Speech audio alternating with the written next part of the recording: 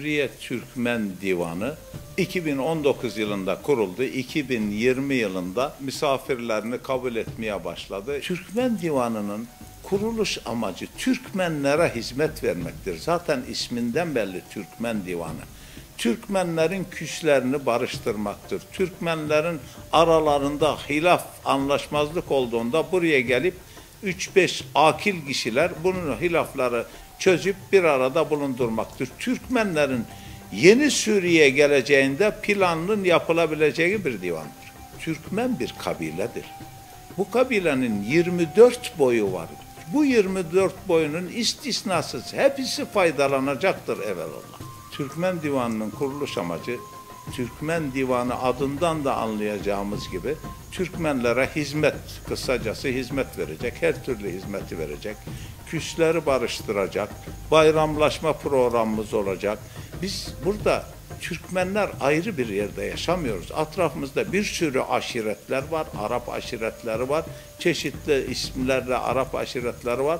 Hatta Arap aşiretlerinin biri arasındaki problemleri burada daha önce çözdük, çözmeye de devam edeceğiz. Nerede çözdünüz falanca aşiret probleminizi? Vallahi sağ olsun Türkmen amcalarımız Türkmen Divanı'nda bizi barış ettiler, birbirimize ulaştırdı. Şimdi başka bizim burada geleneksel bir bayramlaşma törenimiz var. Bize hastır. Bu köyündü.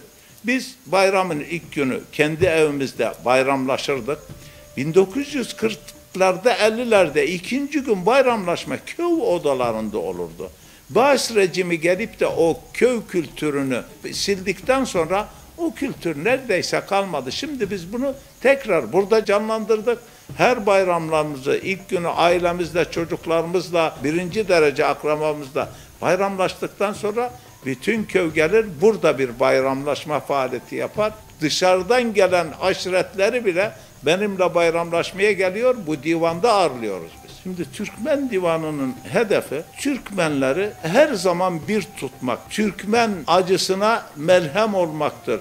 Türkmenle beraber geleceğini buradan planlayarak Türkmen lehine, Türkmen halkına, Türkmen kadınına, erkeğine hizmet etmektir. Söylediklerime ilaveten Türkmen Divanı'ndan beklentimiz Suriye'de Türkmenlerin geleceklerini en iyi bir şekilde üst makamlara ulaştırmak, oradan talep etmek. Türkmen bugün Suriye'nin %15'ine yakın 3,5 milyon Türkmen var.